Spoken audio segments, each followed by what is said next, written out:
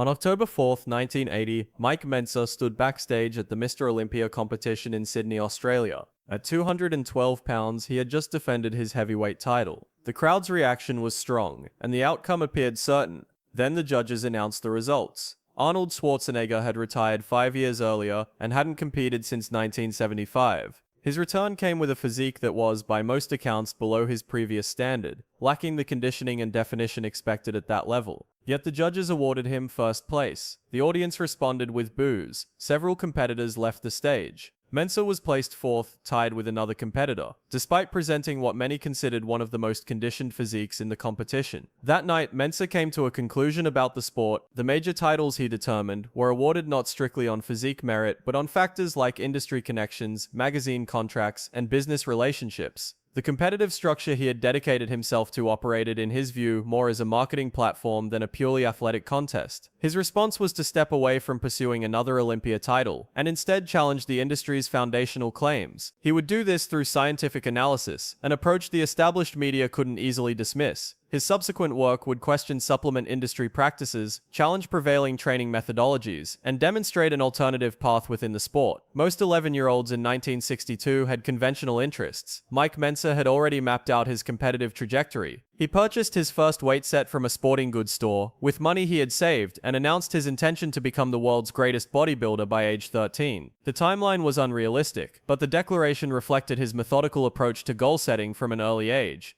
Mentzer's academic performance was strong. He maintained straight A's while pursuing bodybuilding. His teachers encouraged him to consider medicine, particularly psychiatry, given his analytical approach to problems. He gave the idea serious consideration. The study of human behavior and psychological patterns held genuine appeal for him. He eventually found a way to merge both interests. Mentzer began studying philosophy, Ayn Rand, Aristotle, principles of logical reasoning, and objectivism. While other young bodybuilders were reading muscle magazines and replicating popular training methods, Mentzer was examining epistemology and asking foundational questions about muscle growth, the actual physiological mechanism, the minimum necessary training stimulus, whether volume training assumptions had been properly tested. This combination of philosophical inquiry and bodybuilding created an unusual approach to the sport. Mentzer required empirical evidence, questioned established methods, and rejected tradition as sufficient justification for practice. This analytical framework would later prove significant. When scientific reasoning is applied to physical training, the relationship between athlete and industry shifts. At the Mr. America competition, Mentzer had trained 6 days per week, multiple hours daily, following the high-volume protocols common in bodybuilding publications. When Casey Viator appeared on stage, the physique difference was substantial. Viator showed greater muscle development and density. The loss led Mentzer to reconsider his training approach. He then studied the work of Arthur Jones, the inventor of Nautilus machines and the architect of high-intensity training. Jones had backgrounds in aviation and entrepreneurship,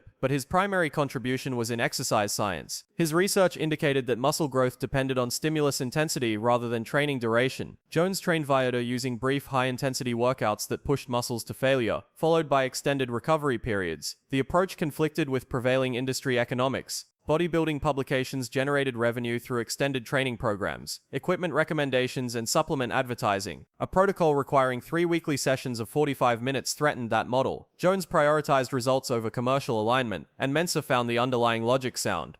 Mentzer then developed high-intensity training into what he called heavy duty, a more extreme application of the same principles. Where Jones advocated brief workouts, Mentzer reduced volume further, single sets to absolute failure, 4 to 7 days between training sessions. Some muscle groups trained once every 10 days. The protocol appeared extreme, but Mentzer built both the scientific rationale and eventually the competitive physique to support the methodology. In 1978, at the Mr. Universe competition in Acapulco, Mexico, Mike Mentzer received a perfect score of 300, the first and only time a bodybuilder has achieved this result. Every judge awarded him first place in every round. The victory was unanimous and decisive. He accomplished this while training 3 days per week. His competitors were training 12 to 16 hours per week. Mentzer completed his sessions in under an hour, performing 4 to 5 sets per body part to absolute muscular failure, while others performed 30 sets. The contrast between his training volume and his competitive results was significant. The bodybuilding media struggled with the implications of heavy duty. A training philosophy advocating reduced volume conflicted with industry revenue models built on extended programming and supplementation. Publication writers sought alternative explanations for Mentzer's success. Genetics, performance-enhancing drugs rather than attributing results to his training methodology.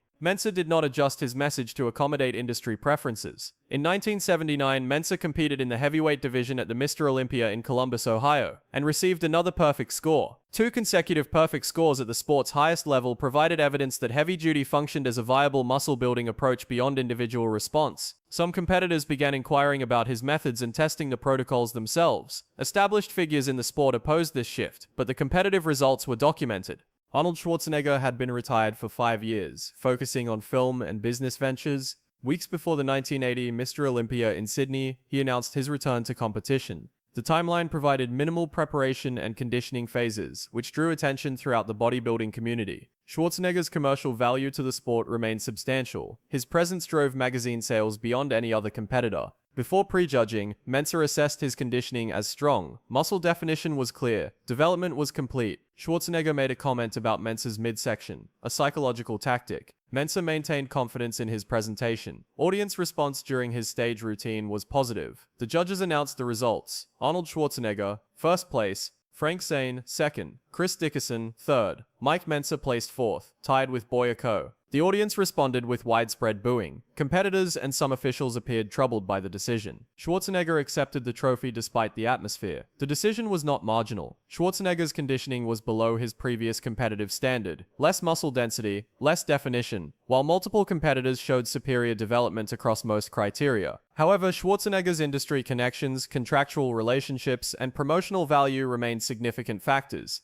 That night, Mentzer concluded that competitive outcomes in bodybuilding were determined not solely by physique quality, but by political positioning, media value, and revenue generation capacity. Mentzer began using amphetamines in 1979, not for training or competition preparation, but to increase productivity. His cognitive activity was constant. Training theories, philosophical concepts, business planning. The amphetamines provided focus and enabled extended work hours, though the long-term consequences were not immediately apparent. Following the 1980 competition, Mentzer retired and focused on writing and teaching heavy-duty principles. He operated a magazine and maintained a client base. In 1985, he experienced 3 significant losses. His magazine collapsed financially, his father died, and his long-term relationship ended. The convergence of these events destabilized his personal and professional life. His amphetamine use escalated from controlled use to dependency and addiction. His behavior became erratic and paranoid, and relationships deteriorated. The cognitive abilities that had defined his approach to bodybuilding were compromised by the drug effects. He was hospitalized in psychiatric facilities, arrested on multiple occasions, and his professional reputation declined substantially. The bodybuilding community's perception shifted from respect to concern about his mental stability. Mentzer spent 5 years moving through treatment facilities, experiencing relapses and progressive deterioration. Media coverage framed him as a cautionary example, evidence of the dangers of excessive intellectual rigor or inability to accept competitive defeat. The industry he had criticized used his decline to discredit his methodology. His recovery appeared unlikely during this period. Heavy duty represented more than a training protocol. It challenged the economic structure of the bodybuilding industry. A program requiring 2 to 3 weekly training sessions reduced demand for supplements marketed for high-frequency training. Pre-workout formulas, intra-workout products, post-workout recovery compounds, and daily supplementation protocols designed for 12 weekly sessions. Bodybuilding publications generated revenue through subscriptions and advertising. Editorial content required constant variation, new routines, different programs to maintain reader engagement. If muscle development could be achieved through consistent repetition of a basic routine, the content model and advertising value proposition would be undermined. Supplement companies purchasing ad space promoted products tied to daily training volume and enhanced recovery. Heavy duty conflicted with this business structure. Mentzer also argued that high-volume training protocols were sustainable only with significant anabolic steroid use. Professional bodybuilders training twice daily with 30 sets per body part and 4-hour sessions could recover due to pharmaceutical enhancement unavailable to general consumers. Publications could not acknowledge this, instead presenting these routines as naturally achievable, which led to injury and burnout among recreational athletes attempting to replicate them. The financial relationships were straightforward. Supplement companies sponsored athletes. Those athletes received magazine coverage. Magazines promoted workout programs requiring continuous supplementation. Mentzer's position that people were overtraining, spending unnecessarily, and following counterproductive advice threatened this cycle. Dorian Yates provided validation of Mentzer's approach. Yates won 6 consecutive Mr. Olympia titles from 1992 to 1997, using heavy-duty principles, brief high-intensity workouts, extended recovery periods, minimal volume with maximum intensity. He trained 4 days per week or less and developed one of the most significant physiques in competitive bodybuilding history. Yates publicly credited Mentzer with demonstrating that reduced training volume could produce superior results. Despite industry resistance, heavy duty continued to gain adherence because the underlying science and competitive outcomes supported the methodology. In 1990, after 18 months without amphetamines, Mentzer regained cognitive clarity in a psychiatric facility. He interpreted his recovery as confirmation of his broader analytical approach. The same logical framework he had applied to bodybuilding could be applied to personal reconstruction. Mentzer resumed training clients with a shift in focus. Rather than challenging industry consensus, he concentrated on practical application of his methods. His writing became more refined, informed by direct experience with the consequences of conventional training advice. His authority derived from both theoretical understanding and personal recovery. Dorian Yates, the reigning Mr. Olympia, partnered with Mentzer on Heavy Duty Inc. Yates was winning Olympia titles using Mentzer's training principles, while traditional high-volume advocates maintained their position. The public endorsement from the sport's active champion provided institutional validation that was difficult to dismiss. Mentzer did not win Mr. Olympia, but his methodology was represented at the highest competitive level. Mentzer's influence expanded beyond traditional media channels. Younger athletes and recreational lifters discovered heavy duty, tested the protocols, and shared their results. The emergence of internet platforms allowed direct distribution of his ideas without editorial mediation by publications, protecting advertiser relationships. His reach grew through demonstrated effectiveness rather than promotional efforts. Contemporary exercise science has since supported Mentzer's core positions. Research on muscle protein synthesis, recovery intervals, training volume, and intensity aligns with his decades-old assertions. Studies confirm that most training programs exceed necessary volume, that muscular adaptation occurs during recovery periods, and that maximum growth stimulation can be achieved with significantly less volume than conventional bodybuilding protocols prescribed. Mentzer died before this scientific validation was complete, but the research trajectory confirmed his analysis. Mentzer had Berger's disease, a blood clotting disorder that increased cardiovascular risk. Combined with residual damage from amphetamine use and the physical demands of competitive bodybuilding, his health was compromised. On June 10, 2001, he died from heart complications at age 49 in his Rolling Hills, California apartment. 48 hours later, his brother Ray Mentzer died from kidney failure. Ray had also competed professionally, trained using heavy-duty principles, and experienced health complications. Both brothers died within 2 days, both before age 50. The Mentzer family's presence in competitive bodybuilding ended that week. Speculation centered on genetic factors and the cumulative physiological costs of elite bodybuilding.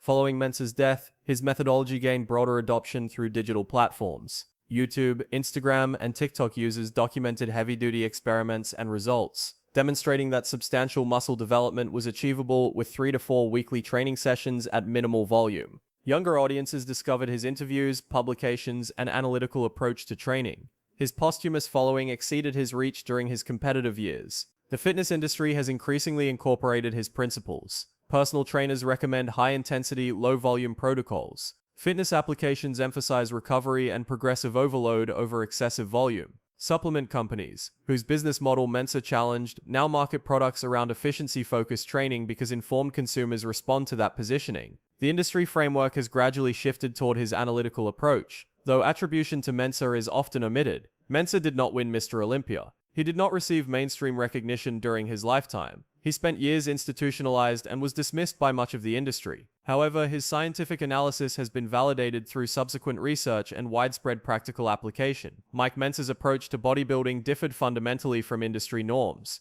While other competitors pursued titles, magazine coverage, and sponsorships, Mentzer focused on scientific validation of training methods. After the 1980 Olympia, recognizing that competitive outcomes were influenced by political factors rather than physique quality alone, he shifted his effort toward developing and promoting a training philosophy that challenged prevailing industry practices. His response was analytical rather than emotional. He used logic and evidence to question standard protocols. Arnold Schwarzenegger won the 1980 title. Publications continued promoting high-volume training routines. Supplement companies continued marketing products aligned with those protocols. Mentzer died without winning Mr. Olympia and without receiving widespread industry recognition during his lifetime. However, scientific validation operates independently of commercial interests and political dynamics. Mentzer's work demonstrated that championship-level physiques could be developed without excessive training volume, without dependence on extensive supplementation, and without the time commitment traditionally associated with competitive bodybuilding. He emphasized critical inquiry, empirical evidence, and independent analysis over institutional authority.